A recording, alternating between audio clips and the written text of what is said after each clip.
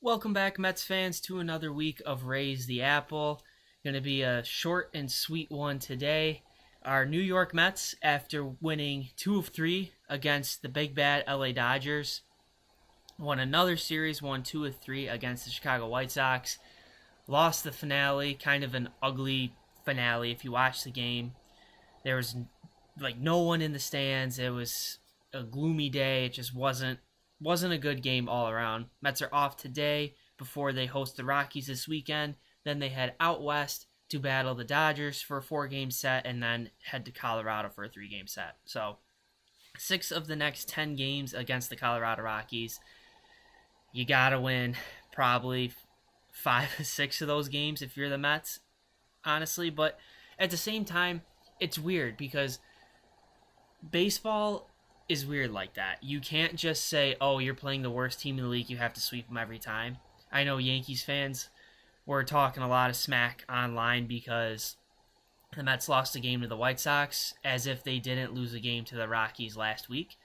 But they're still Major League Baseball teams. Those teams, the Rockies probably not. They're not even on pace to win 30 games. But the White Sox, for example, the Marlins, those teams are still going to win 50, 60 games. So they got to come from somewhere. It's not every single time you play a team like that. It's like a must sweep type thing. We saw the Angels sweep the Dodgers a couple weeks ago. So I think if the Mets just keep winning 2 out of 3, they'll be fine. Griffin Canning yesterday against the White Sox just wasn't his day. And then Waddell came in and it's kind of a snowball from there. It felt like a little bit the Mets punted on the finale yesterday, which, I mean, it is what it is. The offense continues to struggle with runners in scoring position. That continues to be their number one weakness right now. The numbers this morning when I was looking, I believe they're the 5th worst or in the bottom 5 of the entire league, and with hitting and runners in scoring position. Other teams that were around them, the White Sox, the Rockies, the Orioles, and I believe Texas was in there as well. So not good company, but Mark Vientos said yesterday if they're still winning games like this when they're not hitting, imagine how things are going to be when they're hitting. I think this, as the weather starts to warm up, as summer starts to come around, I think the Mets will be fine from an offensive standpoint. I know a lot of people are coming after Soto and Vientos and pretty much everyone under the sun just because that's how rational people respond. But I'm not worried. It is a head scratcher a little bit when you look at how talented this offense is, why they're struggling right now. But then, like we said last week, the ebbs and flows of a baseball season, they're going to struggle at points. It's just a matter of how they bounce back from those. Winning 2 out of 3 against the Dodgers, I'll take that every single time. I think the Mets are getting very discredited for it. I know a lot of people are like, oh, well, the Dodgers are missing Blake Snell and Roki Sasaki and Tyler Glasnow. But the Dodgers still have Mookie Betts, Freddie Freeman, Shohei Ohtani, Teoscar Hernandez, and every other guy under the sun. So I don't know why anyone would discredit the Mets for, oh, they won 2 out of 3 against the Dodgers, but the Dodgers will have half their rotation on the injured list. Okay, and Mets have their ace on the injured list as well right now. So, which we did get good news on Sean Manaea. He should be throwing a bullpen in the coming weeks, so it looks like that he is getting closer and closer to coming back. Frankie Montas is expected to start a rehab assignment very soon, so get some much-needed reinforcements in the rotation. I think as we get closer to the deadline, we're going to find that that's the area the Mets are going to add, is either get another rotation arm or continue to stock up in the bullpen. I mean, Reed Garrett's been fantastic. Brazoban's been fantastic. Diaz has been great. Stanek has had a couple moments. He's had some hiccups along the way. Same with Budo. So I think another arm or two in the bullpen and maybe an arm in the rotation right now is what this Mets team needs. I think offensively they're going to be fine. I know Juan Soto is in a big slump right now, and we talked a lot about him last week, but I want to go a little more in depth on Juan Soto. So I was looking at Baseball Savant the other day, And I don't think, where'd the picture go? If you're watching on YouTube, you can't see the number specifically, but you could see a lot of red on there. Red is good when you're looking at Baseball Savant. So what Baseball Savant essentially is it's one of those stat pages. It shows all the advanced numbers of players and has expected batting average, expected on base, the sweet spot, bat speed, all that fancy stuff. I don't put a lot of stock into it, but it's worth looking at in this situation. So Juan Soto, his expected batting average is a 297. His expected slugging is a 577. Average exit velocity is a 93.9. All of those are 90 or above, which is considered great. The only areas he is very below average is his sprint speed and his range in the outfield. Arm value and arm strength, he's about league average. His range in the outfield and his overall speed are a lot below average, which that's how he's always been in his career. He's never been a speed demon, and everyone knew at best he was an average right fielder. He's not going to go win a Gold Glove. That's not what he's known for. He's known for hitting. The fact that every single hitting stat on Baseball Savant, his lowest is a 73 on bat speed. Everything else, 76 on K percentage. He's rated at a 79 at whiff percentage. Everything else is an 85 and above. The only hitting metric where he is considered poor is his launch angle sweet spot percentage, which he's rated at a 20, which is his number is at 30%. A lot of these advanced stats I frankly don't understand, but when you look at all of these and you see he's in the rated a 90, 95, 95, 98, 96, 93, 100, 98, and then you look at his overall season numbers, it doesn't make sense. How is he just unlucky right now? Like, I don't understand how the advanced numbers show Soto should be at one spot. His actual numbers, are not even close to that. So baseball's weird like that. He's, as we all know, he's one of the best players in the sport when he's on. He's top 5 player in all of baseball when he's at his peak. I think that it'll come. I think right now, like in the White Sox game, one of the White Sox games, his exit velocity was like 98 miles an hour, and then he had 2 that were over 100. So he's hitting the ball hard. It's just the ball's not falling, and that's the way baseball is sometimes. Sometimes the ball just doesn't fall your way, and it seems like Soto is going through that very much right now. Again, I'm beating a dead horse. I'm not concerned.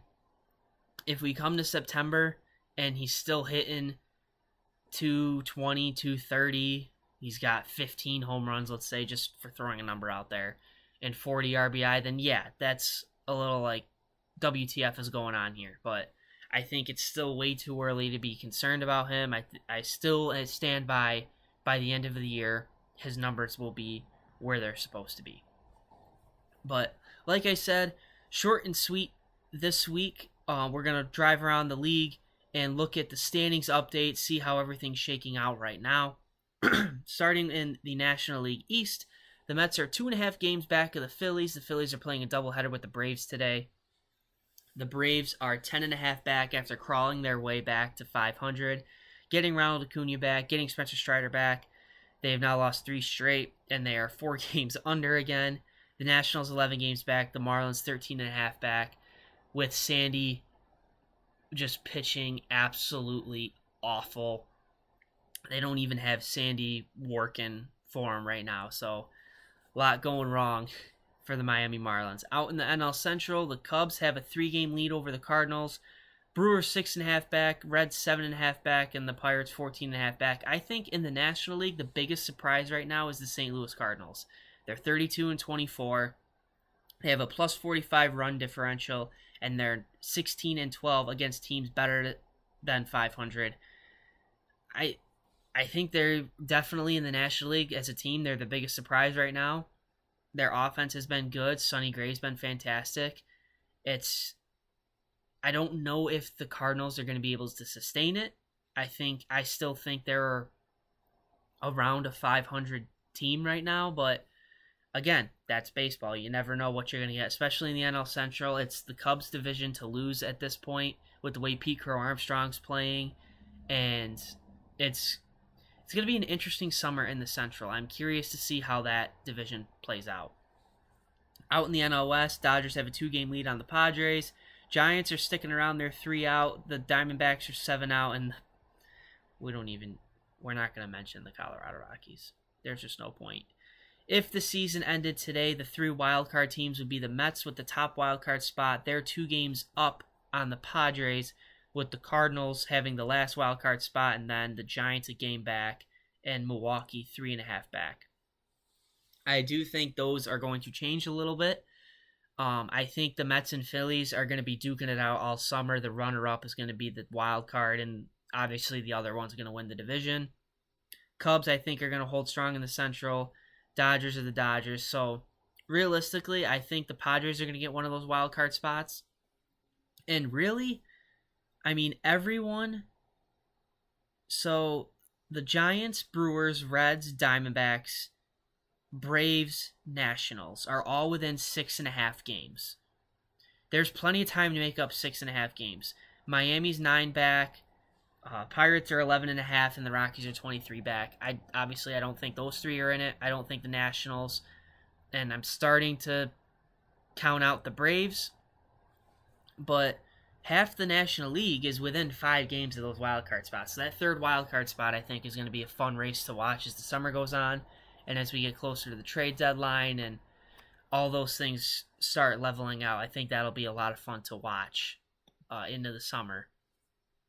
On the American League side, the AL East, which I thought was going to be a lot tougher of a division, has turned out to be absolutely awful. The Yankees have a 7-game lead over the Rays, who are only a game over 500. And that followed by Toronto and Boston. And then the poor Baltimore. My World Series pick, I had them in the World Series, and they're 19-36. They're 16 games back. They have a minus 97 run differential. It has just been, they fired Brandon Hyde. It's a nightmare. I have no idea what happened, what's going on with Baltimore. No idea. In the Central, the Tigers have a 6-game lead over the Guardians and Twins. The Royals are 7 back, and the White Sox are 18.5 back. And then out west, Seattle has a half-game lead over the Astros, with Texas at 4.5 back, LA at 5.5, and the A's at 8 games back. The A's hit a huge rut, or I believe that it was 11 in a row they lost. And they're back to losing again. So, in the AL wild card right now,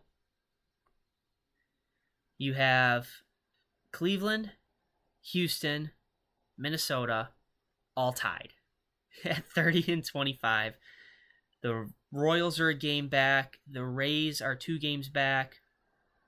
Really, everyone with the exception of Baltimore and the Chicago White Sox are within single-digit games in the American League wild card. So that third wild card, really any of the wild card spot, when you have 3 teams tied, that's going to be fun to play out. I still think the Yankees have the easiest path in the American League. I think they did last year. I think they will again this year. When the Astros traded Kyle Tucker, I thought the American League was pretty wide open, to be honest. I could see the Tigers. I could see the Yankees. I could see Cleveland, Minnesota. Any of those teams I could see coming out of the American League after the Astros traded Tucker. But I do think right now it's probably the Yankees' league to lose. On the NL side, I think it's going to be more of a dogfight with the Dodgers, the Cubs, the Mets, the Phillies, and San Diego. I think those teams are going to be the ones duking it out as we roll into the summer months. So that's going to wrap it up this week for Raise the Apple. A short one today, catching up on the Mets a little bit and looking at the standings around the league. Knicks hopefully can stay alive tonight, down 3-1 against the Pacers. So a lot of New York sports fans are going to be tuning into that one, especially with the off day today. Make sure you subscribe and like on YouTube. Make sure you follow on Apple Podcasts and follow on TikTok at RTA_pod. Lots of good content coming this summer. Make sure you like, and subscribe and follow. And we will catch you guys next week. Hopefully the Mets can pick up some ground. We're 6 of their next 10 games against the Colorado Rockies. So thank you for tuning in, and let's go Mets.